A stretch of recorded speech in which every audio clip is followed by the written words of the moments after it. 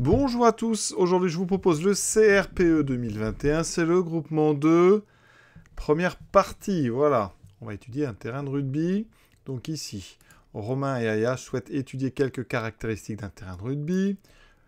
Première partie, donc la zone de jeu est un rectangle d'une longueur de 100 mètres, largeur de 68 mètres. Il y a 5 questions, donc première question, calculer l'aire de la zone de jeu. Notre surface est un rectangle avec une longueur de 100 mètres, une largeur de 68 mètres. Vous savez que l'aire, c'est longueur fois largeur quand on a un rectangle. Donc l'aire, c'est L fois L. C'est donc 100 fois 68. On sera en mètres carrés. Donc on multiplie par 100, on rajoute 2 zéros. 6800 mètres carrés. Deuxième question. Calculer la longueur de la diagonale de la zone de jeu, donner la valeur exacte et vérifier qu'elle mesure environ 121 mètres. Alors, ici, notre terrain, la diagonale, c'est donc, eh bien, c'est l'hypoténuse d'un triangle rectangle avec comme côté ici 100 et comme côté 68. D'accord? Ça veut dire que, eh bien, la diagonale, donc au carré, donc ici je vais faire un dessin ABC. La diagonale, c'est donc BC. ABC est rectangle en A. Donc, d'après le théorème de Pythagore,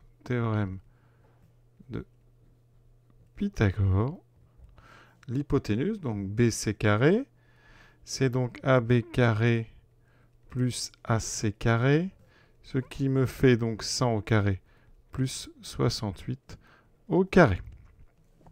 Donc, BC, c'est-à-dire ma diagonale, ça sera racine carrée de 100 au carré plus 68 au carré.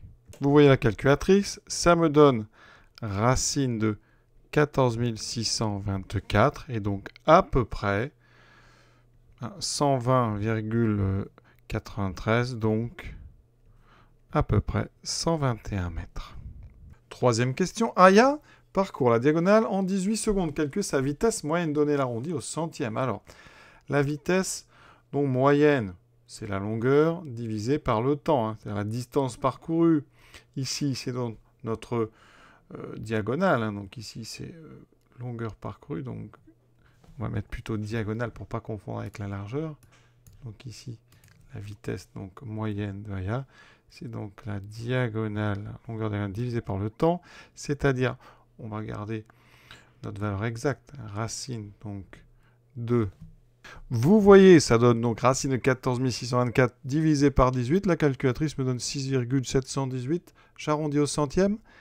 Donc il faut que je garde deux chiffres après virgule, 6,72. Donc à peu près 6,72 mètres par seconde. A noter que ceux qui auront pris 121 à l'arrondi donnent aussi 6,72. Voilà. Quatrième question. Court-elle à une vitesse moyenne supérieure à 30 km/h? Nous, on a des mètres par seconde.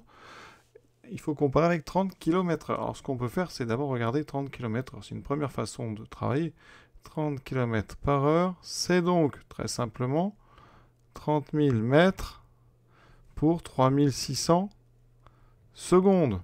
Donc, ici, en simplifiant, ici, d'abord, ça fait 30 000 sur 3600 mètres par seconde. On simplifie. Voilà.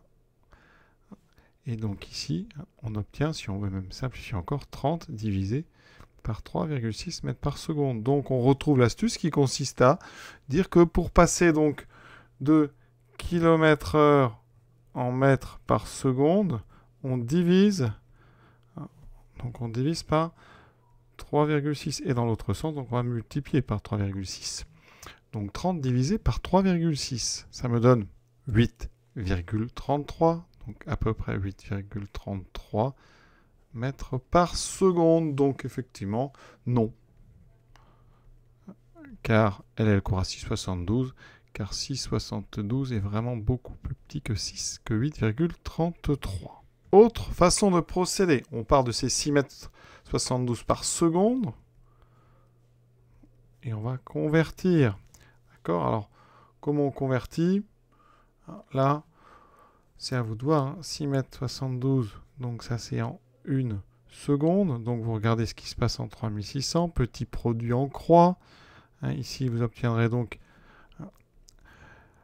X qui vaut donc 6,72 fois 3600. Donc on a 6,72 fois 3600. Hein, et là, on sera donc mètre par 3600 secondes, donc mètre par heure. Si vous voulez des kilomètres, il faut diviser par 100. Donc ici, ça veut dire 6,72 fois, donc ici, donc on veut, pardon, des kilomètres, il faut diviser par 1000, donc ça fait 3,6 km par heure. Donc vous voyez qu'on retrouve l'astuce de multiplication par 3,6.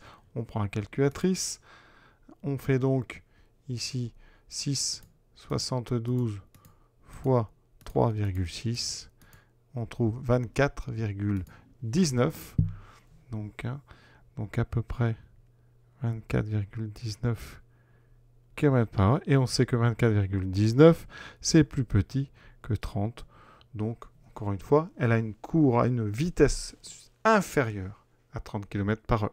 Cinquième et dernière question de cette partie. La championne Ellen Thompson parcourt 100 mètres en 10,93 secondes en courant avec la même vitesse moyenne.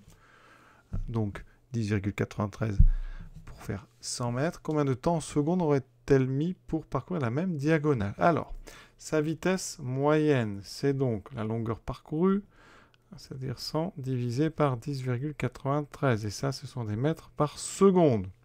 Elle doit parcourir, rappelez-vous, à peu près 121 mètres. Donc, ça veut dire que le temps, alors vitesse, je rappelle, c'est distance divisé par le temps. Donc, si vous voulez le temps, il faudrait renverser cette relation, c'est la distance divisée par la vitesse.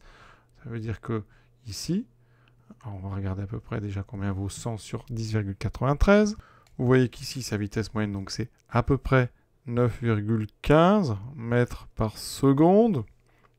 Et donc, pour parcourir le temps, pour faire donc la diagonale, ça sera donc la distance, donc cette diagonale. Alors, on pouvait prendre 121, 121 sur donc 9,15. Si vous voulez être précis, vous prenez racine de 14 624 divisé donc par ce que vous venez de calculer. Vous pouvez même le garder en mémoire dans la calculatrice.